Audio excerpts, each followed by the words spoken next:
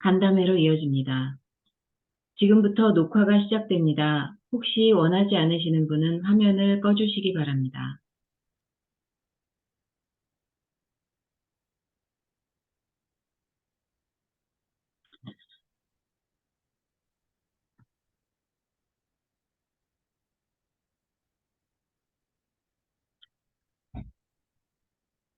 안녕하세요. 샌프란시스코 공감의 임남희입니다. 고 김관홍 잠수사 7주기 온라인 추모식에 참석해 주신 여러분께 감사 인사드립니다. 지금 미국 서부는 토요일 새벽 6시고요. 한국은 밤 10시입니다. 미국에 계신 분들은 이른 시간 새벽잠을 설치고 일어나셨을 테고, 한국에 계신 분들은 꽤 늦은 시간까지 깨어 계셔야 할 텐데요. 다시 한번 여러분의 참여에 감사드립니다. 이번 7주기 온라인 추모식은 미시간 세사모, 샌프란시스코 공감, 4.16 해외연대와 스프링 세계시민연대가 공동 주최하며 전 세계의 한인 디아스포라가 참여합니다. 추모식은 묵념과 추모시의 낭독에 이어 세월호 참사 현장을 민간 잠수사 시점에서 다룬 영화 로그북 상영과 복진호 감독님과의 간담회 순서로 진행됩니다. 고 김관홍님은 세월호 참사 당시 민간 잠수사로서 실종자 수색과 시신 수습에 참가하셨다가 심각한 잠수 후유증과 극심한 트라우마로 고통받으시다가 2016년 결국 세상을 떠나셨습니다. 온라인 추모식을 통해 김관홍 잠수사의 희생과 세월호 참사를 기억하고 안전한 사회를 위한 노력을 지속해 나가길 바라며 추모식을 시작하겠습니다. 먼저 김관홍 잠수사가 걸어온 길에 대해 간략하게 소개해드리겠습니다. 김관홍 잠수사는 1973년 6월 20일 서울에서 태어나 은평구에서 중고등학교를 졸업했습니다. 군 전역 후 1995년 레포츠 잠수에 입문하여 2000년부터는 레포츠 잠수 강사 겸 산업 잠수사로 활동했습니다. 2014년 4월 세월호 참사 당시 민간 잠수사로서 구조팀에 참가하여 희생자들의 시신을 수습하였고, 이 과정에서 신체적 외상 및 극심한 정신적 트라우마를 겪게 되었습니다. 2015년 9월 15일 행정안전부 국정감사에 증인으로 참석하여 돈을 벌려고 간 게 아닙니다. 양심적으로 간 게 죄입니다. 어떤 재난에도 국민을 부르지 마십시오. 라는 발언을 했고, 세월호 청문회 참고인으로 증언하기도 했습니다. 2016년 4월 20대 국회의원 선거 때에는 박주민 의원의 수행비서를 자처하며 선거운동에 참여하였고, 해경과 해수부의 거짓말, 민간 잠수사들에 대한 부당한 대우를 알리며 진실 규명에 힘쓰셨습니다. 그러나 안타깝게도 2016년 6월 17일 사망하셨습니다. 2020년 5월 20일에 4.16 세월호 참사 피해 구제 및 지원 등을 위한 특별법 일부 개정 법률안, 일명 김관홍법이 국회 본회의를 통과하였습니다. 김관홍 잠수사의 헌신적 행동과 희생은 국민들에게 큰 감동과 안타까움을 안겨주었으며, 그의 이름은 세월호 참사의 상징적 인물로 남아 많은 이들이 그의 헌신적인 행동을 기리며 그를 추모하고 있습니다. 김관홍 잠수사의 헌신과 희생을 기리며 잠시 묵념의 시간을 갖겠습니다. 다 함께 묵념.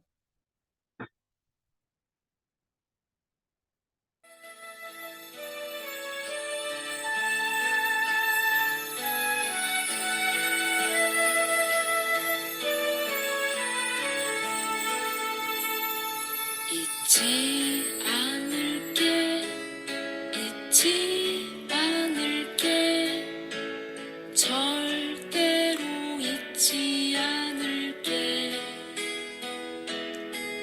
꼭 기억할게.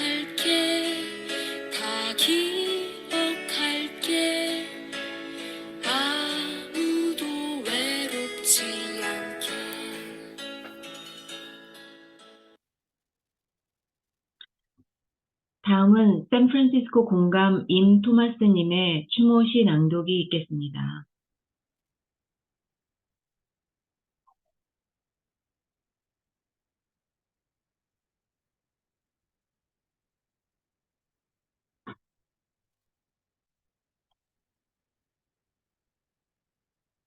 눈을 감으면 보인다. 눈을 감으면 천만근 수압 아래 숨바꼭질하는 내가 보인다. 숨을 수도 없이 뻣뻣한 아이들을 찾아 칠흑 속에 허우적거린다. 시커멓게 물먹은 베개와 담요가 주검처럼 두 다리에 감겨온다. 사라진다. 눈을 감으면 햇살 같은 아내의 얼굴이 새 아이들의 웃음소리가 사라진다. 43의 당당한 삶이 사라진다. 눈꺼풀 너머에 도사리던 심해의 악몽, 거짓의 악몽, 배신의 악몽 너머로 사라진다. 보인다. 눈을 감으면 맹골스의 거센 물살에 분해되는 수심 48m의 유적이 보인다. 탐욕과 위선의 거대한 강철 무덤, 블랙홀처럼 빨려든 여린 목숨들, 죽음의 공포에 함께 맞서려고 마지막 숨까지 함께 고르려고 사슬처럼 팔들을 엮고 있다. 자, 이제 팔을 풀자. 엄마 아빠한테 가야지.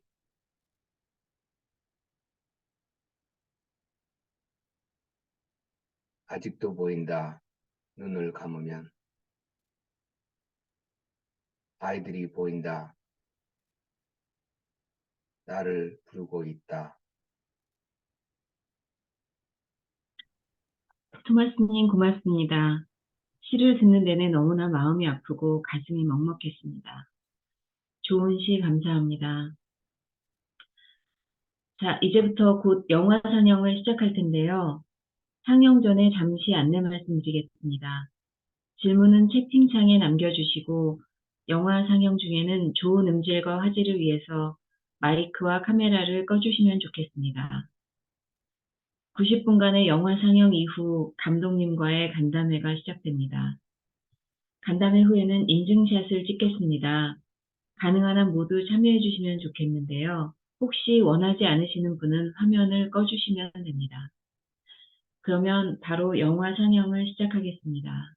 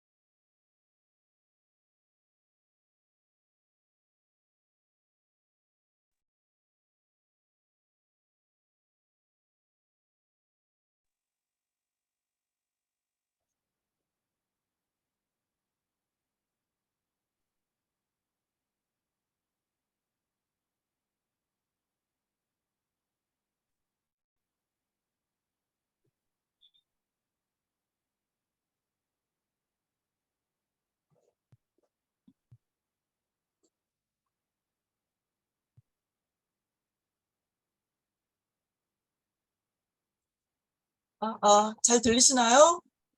네, 네. 네. 네. 여러분, 로그북 어떻게 잘 보셨습니까? 영화를 보는 내내 그때의 충격과 슬픔이 생생하게 되살아나 보는 내내 먹먹했습니다. 어떻게 이럴 수가 있습니까? 그 참담함과 안타까움을 잊을 수가 없었습니다. 영화 로그북은 세월호 참사 현장을 바다에 투입된 민간 잠수사 시점에서 보여주는 작품으로 참사 발생 직후부터 7월 10일까지 날짜, 장소, 수심, 온도, 특이사항 등을 정리한 잠수 일지를 기반으로 제작한 영화인데요. 동료 PD들과 팽목항으로 간 백준호 감독님은 민간 잠수사들과 함께 3개월간 당시 언론 출입이 완전히 통제된 바지선에 유일하게 머물며 당시 상황을 기록해 영화 로그북을 만들게 되었습니다. 자, 그럼 지금부터 영화 로그북을 만드신 복준호 감독님 모시고 얘기 나눠보도록 하겠습니다. 안녕하십니까? 저는 간담회를 진행할 4.16 해외연대 아리조나의 테바 유정선입니다. 간담회를 갖기 전에 복준호 감독님 소개를 하겠습니다. 환경 전문 다큐멘터리 감독님이시고요. 대표작으로는 환경 다큐멘터리 영화 2006년 새만금의 봄, 2008년 검은 눈물, 2009년 우리 모두가 투발루인이다. 그리고 오늘 우리가 관람한 영화 2018년 로그북입니다. 로그북은 2018년 제10회 DMZ 국제 다큐멘터리 영화제 한국 경쟁 심사위원 특별 언급, 2019년 제19회 인디 다큐 페스티벌 관객상 등 국내 다수 영화제에서 수상하며 호평을 받았습니다. 자, 그럼 복준호 감독님, 로그북 영화 관람과 김관웅 잠수사 7주기 온라인 추모식에 함께한 여러분들에게 인사 말씀 부탁합니다. 예, 안녕하세요. 방금 보신 영화 감독 복진호라고 합니다. 이렇게 소중하고 귀한 기회를 주셔서 감사드립니다. 예. 네, 감독님, 그럼 우리 영화 로그북을 보신 우리 여러분들의 소감이나 궁금한 점, 묻고 싶은 내용이 있으면 채팅방에 올려주시기 바랍니다. 자, 그러면 지금 올라온 질문 드리겠습니다. 독일에서 이승현님의 질문입니다. 나머지 영상 자료로 스스로의 세월호 참사 트라우마에서 벗어날 수 있는 마무리를 짓는 영화를 만들고 싶다고 감독님께서 말씀하셨는데요. 이 점이 무척 궁금하다고 합니다.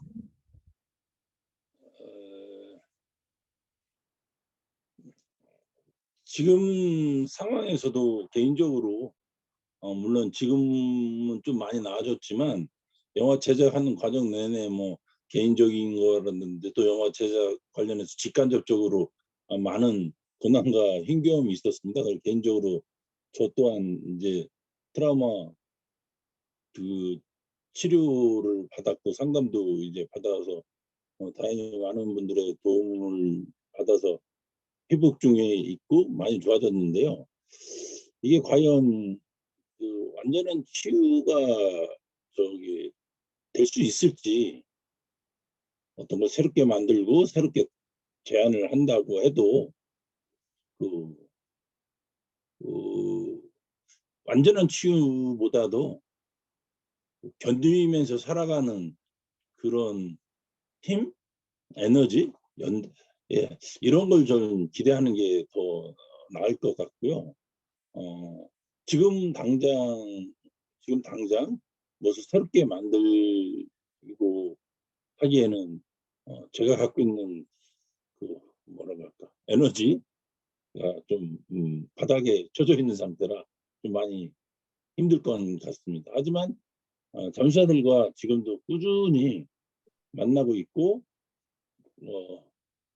유대 관계를 계속 이어오고 있어서 그들과 함께 지금 같이 어떤 생활적인 면에서 같이 뭐 공감하고 나누고 뭐 이런 측면이 잘 유지되고 있어서 한편으로 마음 좀 편안한 마음도 있습니다.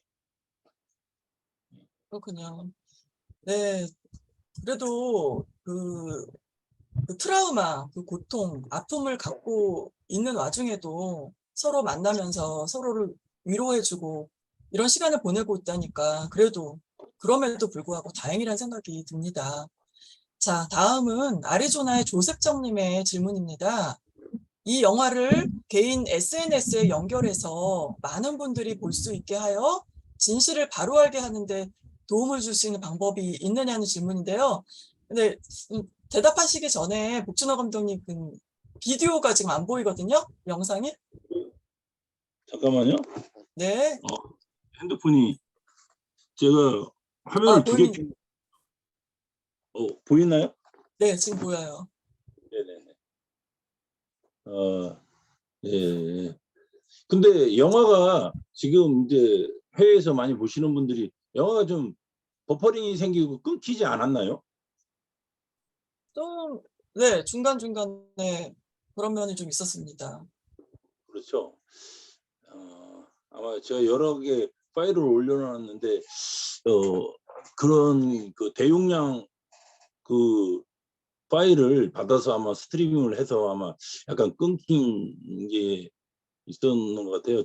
지난해 했을 때는 이게 안 끊기고 했었는데 그게 좀 여러분들께 죄송하고 예, 그래서 곧 올해 안에 저도 그 뭐죠 유튜브라든지 IPTV라든지 이런 걸 통해서 스트리밍을 좀 계획 중에 있습니다. 예. 그조차도 사실 뭐 영화 작업이 끝나고 나서 뭐라고 할까요? 굉장히 좀 휴식 뭐 이런 게 필요해서 그런지 그런 그 상황을 수습하는데 좀 많은 그 심리적인 어려움이 있어서 좀 약간 놓고 있었는데 올해 안에는 좀 해보려고 합니다. 그리고 한 가지 지금 오늘 보면서 이렇게 귀중한 시간 여러 곳에서 시간 시차도 많이 나는데 이렇게 오신 분들한테 약간 이 버퍼링이 있는 거에 대해서 보여준 거가 참 감독으로서 너무 죄송스러워서 한 가지 제안을 드리면 제가 잠시 그 있는 비번을 알려드릴 테니까 거기서 다시 한번 각자 다운을 받으셔서 한번 보시고 나서는 그냥 양심껏 삭제를 해주시면 제가 한번 좀 더 원활한 그 서비스를 보게끔 한번 해드려야 될 것 같습니다. 네, 좋은 방법입니다. 지금 올려주실 수 있으시면 좋은데 끝나고 나서 보내주시면 저희가 따로 보내드리도록 하겠습니다. 자, 이번에는 애틀란타 세사모의 탁가이버님의 질문인데요. 이분은 좀 질문이 많습니다. 우선 첫 번째 질문부터 드릴게요. 잠수사님들의 로그북 영화에 대한 평가는 어떤지요? 잠수사들이 영화를 만드는 건 알고 있었고 또 영화를 이렇게 하는 과정이었는데 많은 사람들이 이제 궁금했을 거예요. 영화가 어떻게 만들어지나. 근데 이제 그 영화에 대해서 개성이 강한 많은 잠수사들과 영화 제작이라든지 스토리라인이나 이런 걸 만들 때 좀 어떻게 할까, 어떻게 이 부분에 대해서 좀 이야기를 하면서 영화를 끌고 갈까 이런 고민을 깊게 했었는데 결론은 영화는 나의 귀와 나의 눈에 비친 모습을 영화로 만들어내야 되겠다라고 해서 잠수사들한테 일체 편집하는 과정이라든지 편집본이라든지 가편집이라는 걸 안 보여줬습니다. 그리고 다행히 고맙게도 그 부분 감독의 영역 부분에 대해서 잠수사들도 존중해서 궁금했지만 그거에 대해서 약간의 어떤 부담감을 많이 떨어졌거든요. 그래서 개봉하는 날, 영화제 때 상영하는 날 처음으로 와서 봤거든요. 처음에 와서 보고 다들 자신들이 좀 힘겹고 고통받고 아무 말도 누구한테 할 수 없었던 것들 것들에 대한 표현을 해줬다고 해서 몇몇 잠수사들이 저한테 고맙다라는 말을 많이 해줬고, 그리고 그때 관계의 이 분들이 무대 인사를 나온 잠수사들한테 시선이 그 서로 이제 교환되는 시간이 있었어요. 이제 많은 관객들은 객석에서, 밑에서 무대에서는 잠수사들이 그때 마주쳤던 그 눈빛, 그게 아마 잠수사들한테 굉장히 위안이 됐고 격려가 됐고, 또 잠수사들이 갖고 있던 이야기가 처음으로 공개됐기 때문에 관객분들도 굉장히 큰 위안과 안도의 어떤 것들, 재난에서 이런 분들이 있었구나라는 거, 이런 분들이 우리 앞에 나타났구나라는 그러한 감정이 좀 교감이 굉장히 강했던 겁니다. 그래서 잠수사들은 굉장히 좀 고마워했습니다. 네, 그랬군요. 네, 우리가 영화에서도 봤듯이 그 잠수사님들의 그 북받치는 그 모습들, 그 흘리는 눈물들을 보면서 저희들도 참 감동을 많이 받았습니다. 그리고 트라우마를 가지신 분들을 모시고 촬영하기가 참 쉽지 않으셨을 텐데 어려웠던 점이 있으셨다면 어떤 점이 있었을까요? 일단 저기 지금 그 대화창에 질문이 나오는 거는 순서대로 이제 질문을 저한테 해주실 건가요? 아니면 먼저 이렇게 한 것들을 제가 좀 해야 되나요? 어떤 방식으로 하는 게 편한가요, 감독님? 지금 그 임토마스 님께서 네, 영화에 김관웅 잠수사가 왜 안 나오냐 이 말씀을 해주셨는데, 이게 이따 저한테 다시 질문이 되나요? 아니면 이 다시 채팅 질문을 드리겠습니다. 네. 그렇게 해주시면은요.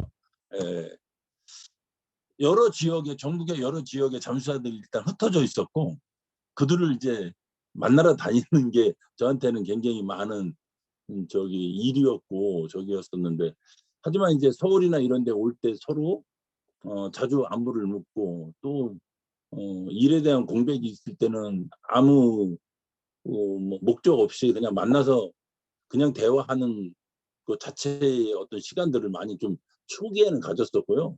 처음에 그래서 그런 시간이 저한테는 잠수사들한테는 좀 견딜 수 있는 어떤 바탕이 되었던 것 같습니다. 그래서 좀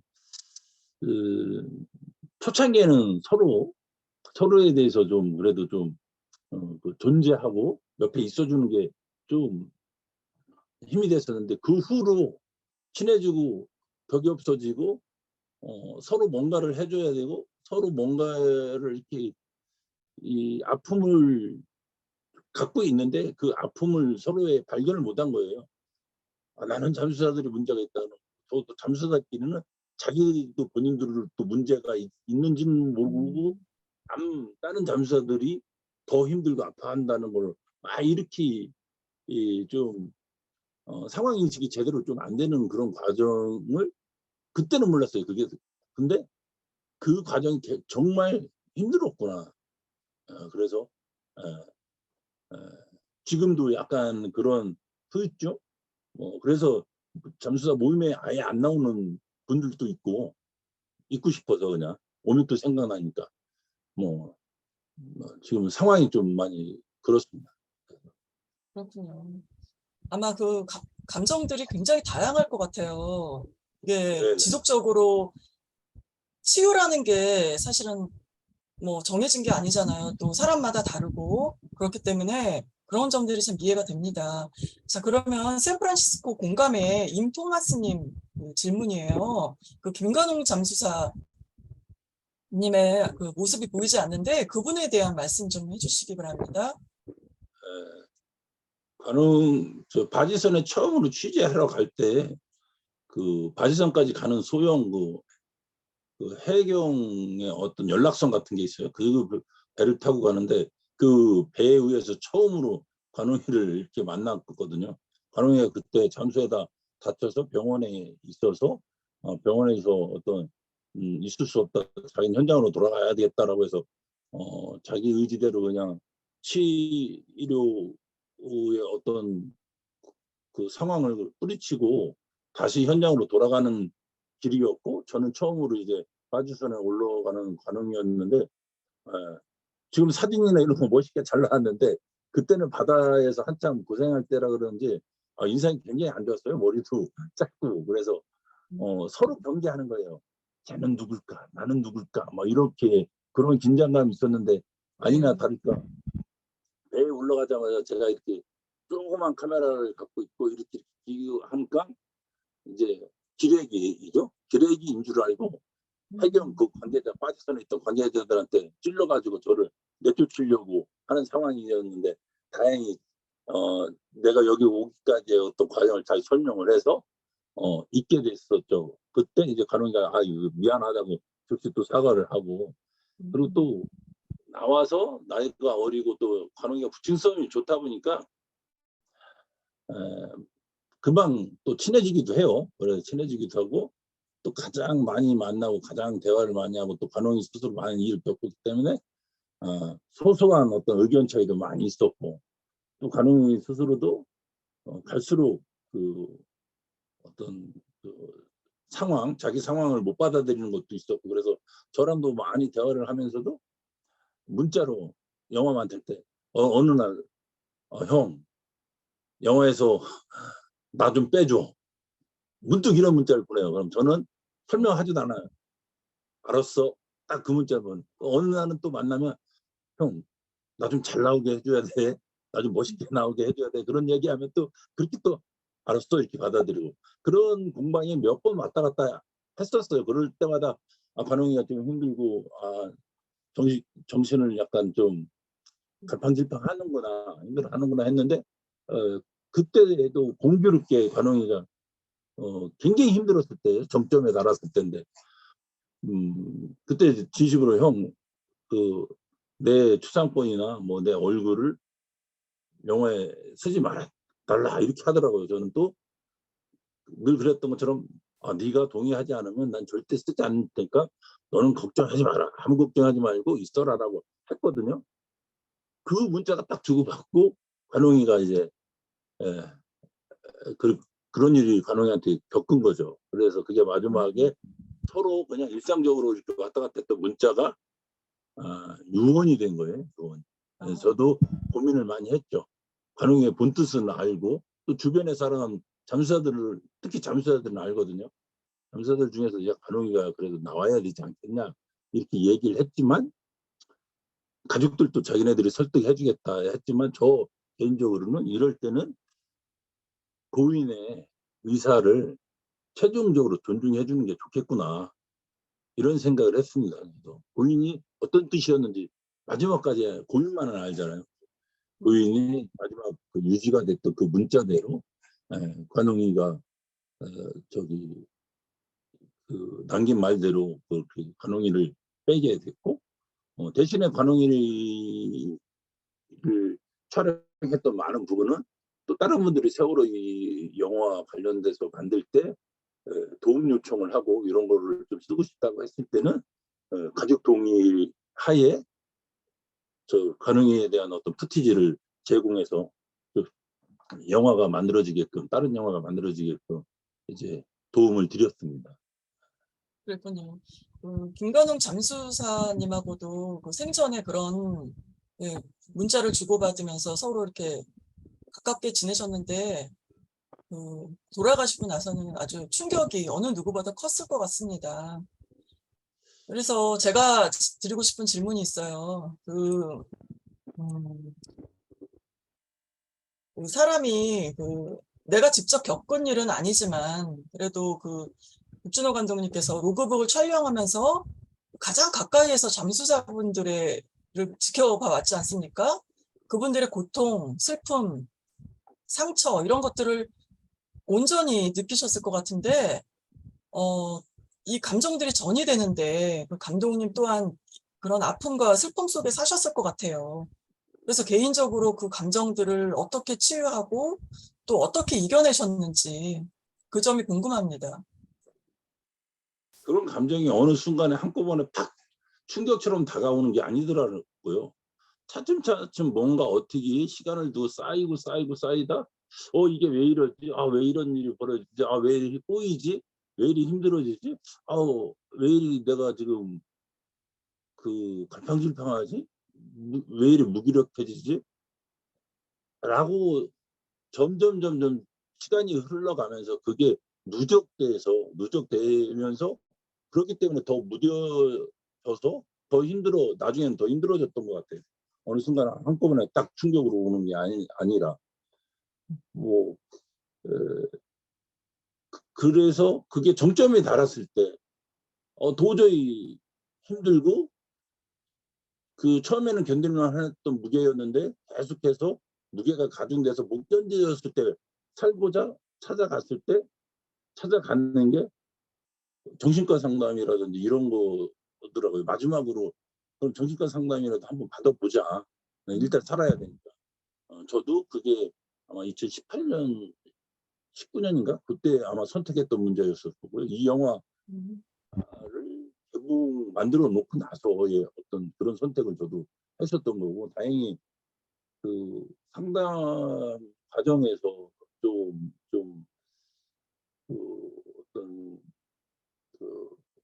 상담이 일단 통했고 효과를 봤던 거고, 그 다음에 주변에 어떤 사람이 있더라고요. 주변의 가족들이 가장 큰 어떤 위안이 됐고, 저 스스로도 이제 가족들이나 가정에 이제 해를 안 끼치려고 제 상황을 이야기를 해야 되겠더라고요. 그래서 제가 처해 있는 상황이라든지 저의 어떤 감정이라든지 이런 것들을 그때 이제 중학교, 고등학교 다니는 아들, 그다음에 일을 하고 있는 집사람한테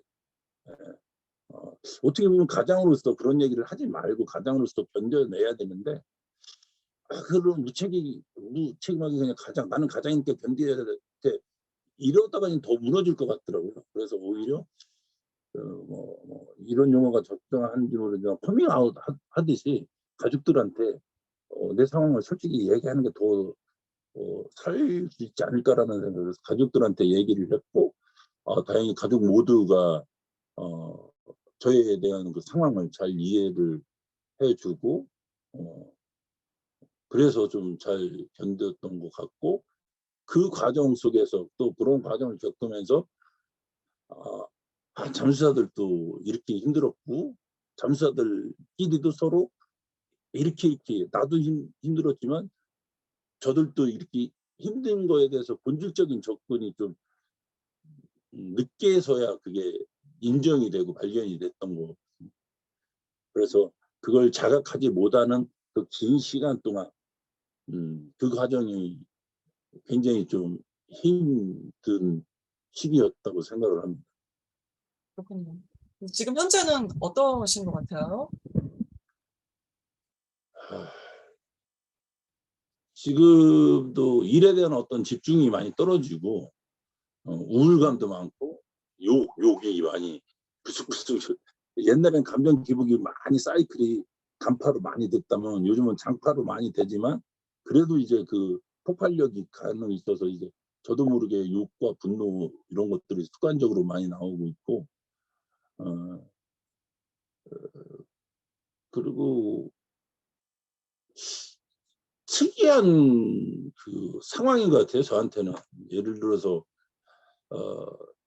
힘겨운 일을 저는 감독으로서의 책임, 현장 목격자로서 현장을 어떤 기록해 놓은 사람으로서 또 어떤 책임감, 사회적 책임감도 한편으로는 느껴야 되고 직업 정신도 가져야 되지만, 한편으로 그걸 고집하고 그걸 잡고 있다가는 인간 복귀노 자체가 이제 망가질 수 있다라는 생각을 요즘 들어서 많이들 하거든요. 무기력해지는 것도 있고 난독증도 있고, 그다음에 어떤 사람은 사람 얼굴을 만났는데 사람 얼굴 두 번째 만났을 때 기억을 못 하는 거예요. 그 사람에 대한 오해 같은 것도 생기고. 그랬을 때 개인적인 경험을 요즘 분석을 해보면, 세월호 이전에 한국에서 가습기 살균제 사건이 있었잖아요. 네. 가습기 살균제 사건을 이 세월호보다 먼저 10년 이상 그 사람들을 만나서 그 사람들 기록하고 취재를 했거든요. 그 사람들의 고통도 굉장히 컸거든요. 자기의 가족을 희생시킨 것, 자기가 구입한 물건으로 해서. 그래서 가습기 살균제에 대한 그 고통의 어떤 증언도 지속적으로 저한테 왔었고, 그 이전에 또 성면 문제가 또 터졌을 때도 성면 문제에 대한 환경 문제를 전문적으로 많이 다루는 그 일을 하다 보니까 성면 문제에도 한두 달, 1년 안에 끝난 게 아니라 그들을 만나서 그걸 기록하고 한 것도 10년 이상 되는 거예요. 오히려 성면 이전에, 아니, 가습기 이전에 성면이 있었고, 성면 다음에 가습기 다음에 세월호였거든요.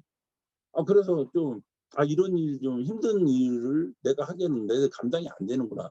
좀 정리 좀 하고, 이제 좀 수습도 하고, 나부터도 이제 가야 되겠구나라는 그 솔직한 심정이 있는데, 최근에, 뭐, 이거 약간 정치적인 입장일 수 있는데, 그 70년대, 80년대 대한민국에서 그 방공 레드 콤플렉스에서 그 간첩단들이 상당히 많이 만들어졌어요. 간첩 사건으로 해서 간첩 조작 사건이었거든요. 그게 이제 재정 심판이 받아들여서 무죄를 선고받은 사람들인데, 그 11명에 대한 그 인터뷰나 상황을 3월달, 2월달, 4월달부터 그 전국에 다니면서 인터뷰를 했거든요. 네. 그 사람들이 그 국가 폭력의 그 공권력에 의해서 그 지하실에 끌려가서 생생하게 인권 유린을 넘어서 그 고문당했던 그 처절한 이야기들을 고스란히 11명 정도의 인터뷰를 하는데, 나는 왜 자연인이다나 임당극장처럼 그런 사람들, 그런 이야기를 찍고 이런 기회가 안 오고, 나는 왜 이런 기회만 오지? 왜 나는 내 감당도 힘든데 왜 그런 주제와 그런 상황에 있는 사람들만 나한테 이제 오는 거지라는, 피하려고 하는데도 그게 피해지지 않고, 외면했는데도 외면이 안 되는 그런 상황이 돼서 오히려 더 지금 제가 더 어떻게 해야 될지 저도 진짜 혼란스럽고, 그렇기 때문에 뭘 더 하고 싶은 욕망이나 뭘 해야 된다는 어떤 강한 목적이 지금 당장은 사실 안 드는 게 제 현실입니다. 그렇군요. 정말 안타깝습니다. 그러니 직접 이런 일을 당한 당사자분들도 힘드실 텐데 이 감독님도 계속 힘을 내주셨으면 좋겠습니다. 자, 그리고 다음 질문이에요. 그 독일 프랑크푸르트의 미래님입니다. 대책본부 회의 등 관계 당국에서 외부에 보여주지 않으려고 할 것 같은 정보나 장면들이 있었을 텐데 이 부분은 어떻게 촬영하실 수 있었을까요? 대부분 대책본부 회의나 이런 것들은 가족들이 강한 요청에 의해서 갈수록 또 강한 요청에 의해서 이제 대부분 공개를 좀 했습니다. 물론 이제 공개된 회의 말고 비공개적으로 또 회의한 부분이 있겠죠. 근데 이제 가족이 어떤 것들이 필요하다고 했을 때는 대부분 그 회의는 공개를 좀 했기 때문에 이제 그 특정한 그 저기 저는 계속 찍어왔고 현장에 있었고, 또 가족들도 나중에는 그 현장에 있었지만 가족들도 저 사람은 저런 걸 기록하니까 공개적인 회의에 와서 찍는 것들에 대한 거부 반응이 없었어요. 다른 그 언론들 기자들이 출입을 할 수 없는 가족회에서 출입이 제지당했어도 저 같은 경우나 또 몇몇 아주 특정한 사람들은 가족을 기록하는 팀이라든지 이런 분들은 그런 회의를 조금 자유롭게 좀 찍을 수 있었고, 그리고 배 같은데 인양되고 막 이럴 때는 저희들끼리 이제 갑자기 이제 그 잠수사들 쫓겨나서 저도 일상으로 돌아갔는데 1, 2년 있다 막 배가 인양되고 그러잖아요. 그럼 그때는 이제 또 그 배 인양되는 데까지 갈 수도 없고, 또 허락이나 이런 거를 또 받아야 되는 상황이고 했을 때 그때 이제 그 끼나 본능이 작용을 하는 거죠. 서울에서 무조건 배가 인양되는데 내가 거기에 출입을 할 수 없다고 그냥 서울에 기다리는 게 아니라 일단 이런 일을 하는 건 무조건 현장에서 부딪혀 보는 거거든요. 무조건 차 타고 그 진도로 달려가서 그 항구에 가서 어떻게 해서든지 한번 비벼보려고 하는 겁니다. 그래서 이제 가족들 몇 해서 인양 현장에 갈 때 저 같은 경우도 가려고 하는데 해경에서 딱 막는 거예요. 이제는 막 서로 중국 애들이 이제 와서 인양할 때 그때 진심으로 읍소를 한 거죠. 내가 잠수사들 기록하는 거 당신들이 다 받지 않느냐. 이 순간 이렇게 돼서 얼마나 저기 하겠느냐. 꼭 찍어야 된다. 그 해경 그 책임자도 내가 계속 그 현장을 찍고 있다는 걸 아니까 고민 하다가니 그냥 모른 척 해주더라고요. 그래서 그냥 엉겨 타고 가서 그런 현장도 찍고 찍을 때는 잠수사들을 기록하고 이야기하는 거는 친구처럼 듣고 거기에 대한 기록에 대한 거는 집착은 많이 안 했지만 그러한 부분들 현장에 있는 상황들을 촬영이 없더라도 자주 내려가고 자주 보고 그렇게 해서 좀 적극적으로 좀 했고요. 그래서 많은 부분들은 지금도 정부에서는 어떤 걸 숨겼는지 어떤 걸 공개 안 했는지 그조차도 모를 정도로 좀 현장이 약간 폐쇄적이었던 그런 부분들은 있습니다. 그냥 대책이 가족들 회의 요구 이런 것들은 그냥 일상적으로 이렇게 공개하는 거지만 그 이외의 것들 진짜 필요하고 진짜 조사관들한테 공개해야 될 그런 부분들은 저는 아직도 미흡한 부분이 많이 있다고 생각을 합니다.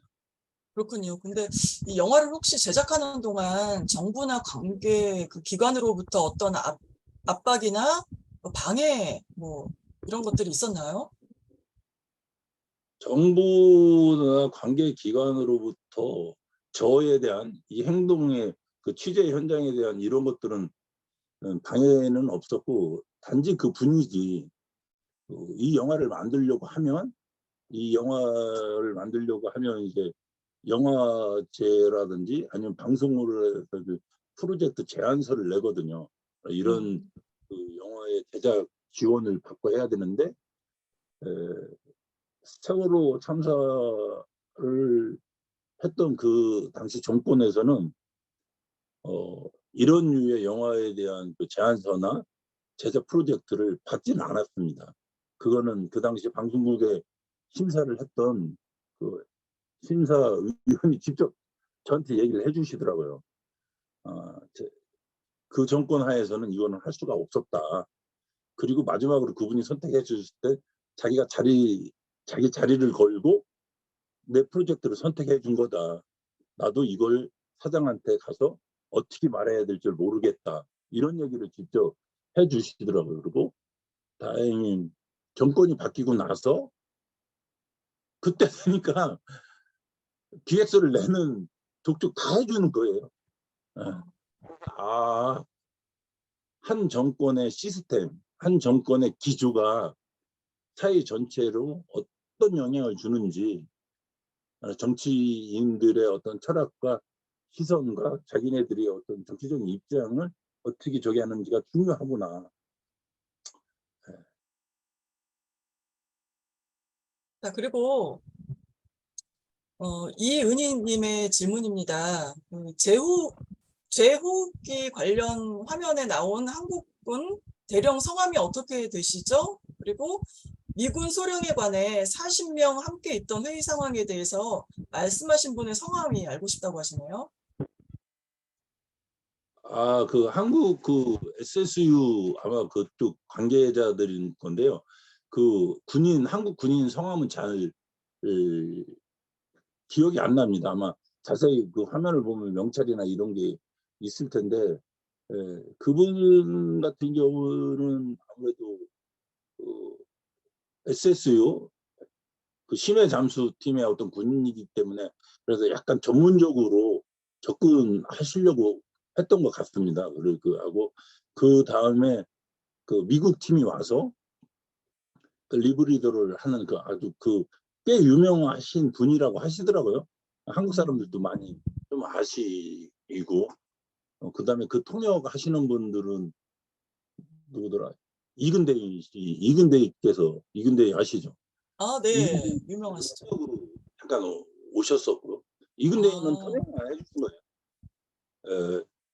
근데 리브리더에 대해서는 지금도 이제 많이 하는데 그 세월호 현장의 그 바다는 원체 험하고 세계적으로도 그런 현장에서 수색을 리브리더로 한다라는 이 자체는 그 좀 조건상 그다음에 세월호의 그 격실 구조상에서 좀 안 맞는다라는 게 그 현장 상황입니다. 그 리브리더 그리고 그분들도 사실은 자신감 있게 제가 그 푸티지를 그대로 다 갖고 있거든요.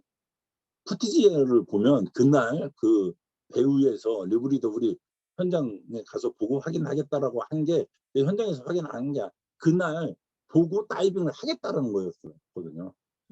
다 준비됐고 장비했어. 이따 오후에 들어갈 거야. 들어가기 전에 현장 한번 가볼게라고 한 거예요. 근데 현장에 딱 가서 보니까 서해 바다는 뻘이 많잖아요. 시야가 안 보여요. 그러니까 내려가면 시야가 안 보이고 조류가 세요. 그분들이 현장을 보고 포기한 거예요. 근데 포기하는데 명분이 있어야 되잖아요. 한국인들한테 그 명분을 전가시킨 거예요. 한국 사람들이 방해할 것 같다. 한국 사람들이 협조를 안 해줄 것 같다라고 하면서 자기네들이 안 들어가는 그 합리화를 시키고 다음날 이제 그날 당일날 3천만 원을 주면은 돈을 받아야 들어간다고 해서 그 담당자가 개인 사비를 그 데리고 온 사람 그 미국 잠수부를 데리고 온 사람이 개인적으로 3천만 원을 그날 통장으로 쏴둔 걸 그걸 보고 우리 하겠다고 한 거거든요. 근데 그 3천만 원만 받고 그냥 그 다음날 김포공항 아니 인천공항을 통해서 저기 돌아간 겁니다. 그 팀을 데리고 리브리더는 그랬군요. 안 맞았습니다. 안 맞고 그 서해 남해 바다는 일단 물에 떨어지면 10m건 20m건 바다가 안 보여서 세계적으로 잠수를 잘한다는 사람도 거기에 보면 약간 겁먹습니다. 겁먹는 바다입니다.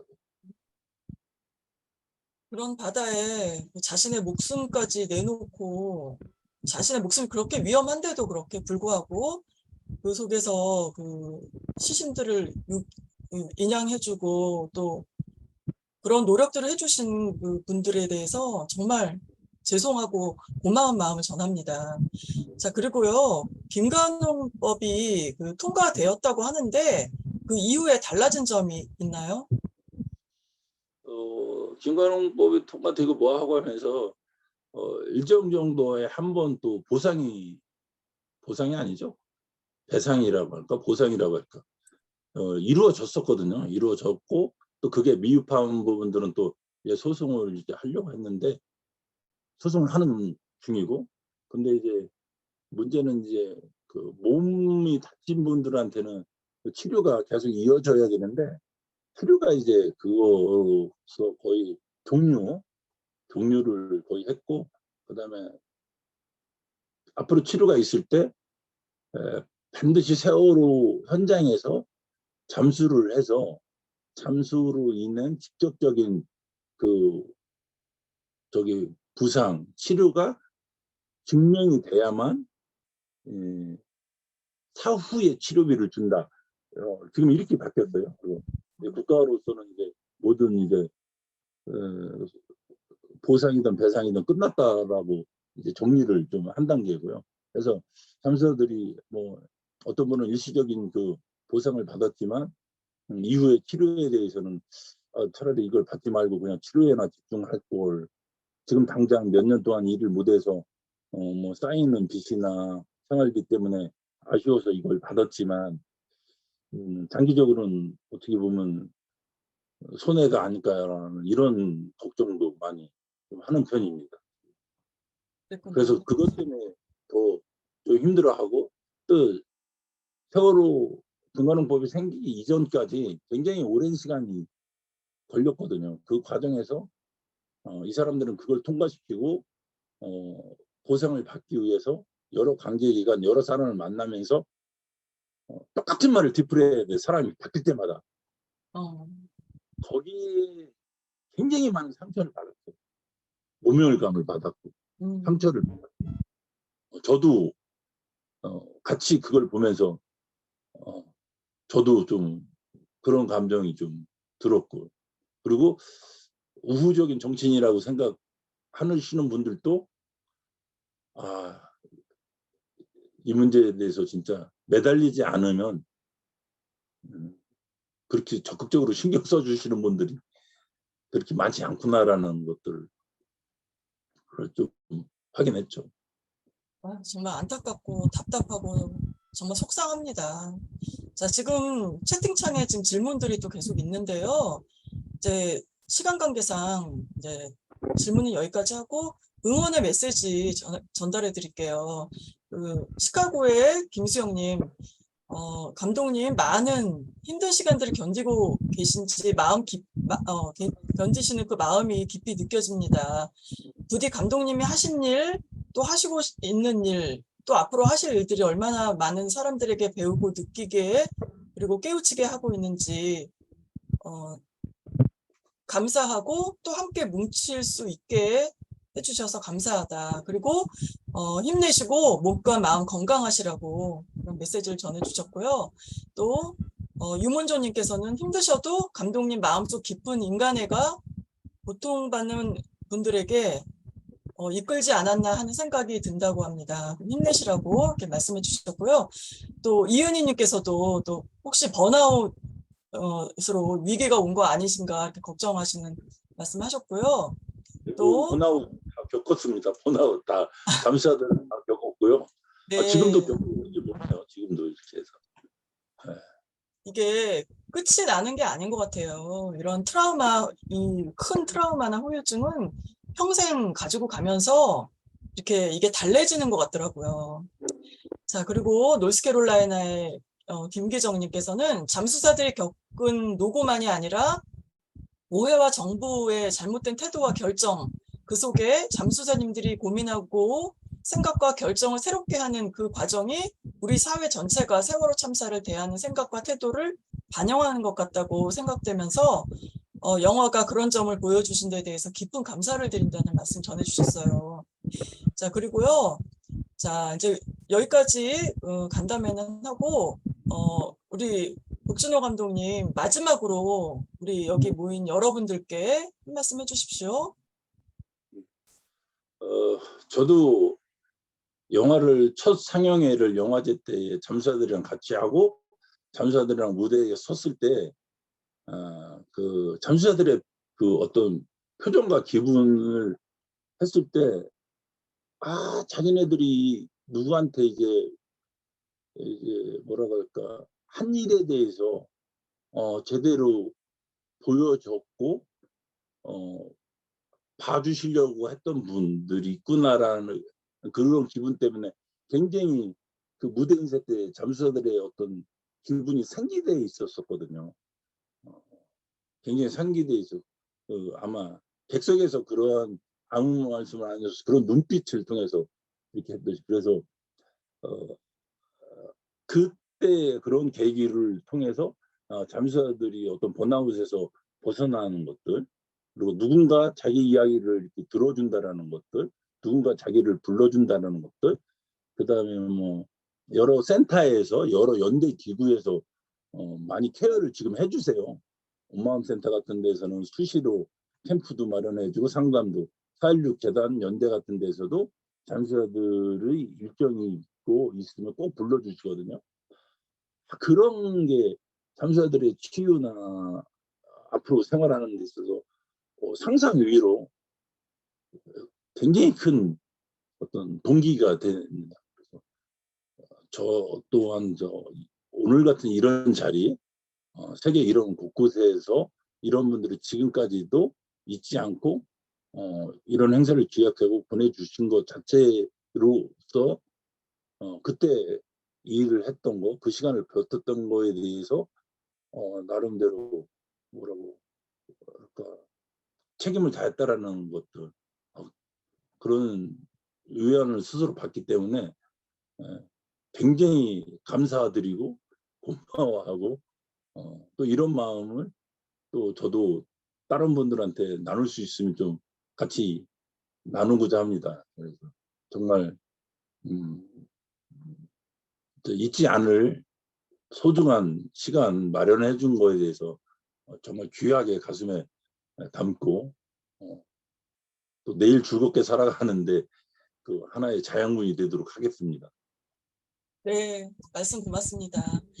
뒷일을 부탁합니다라는 말을 남긴 채 김관웅 장수사는 우리 곁을 떠나 바닷속 별이 된 지 7년이 지났습니다.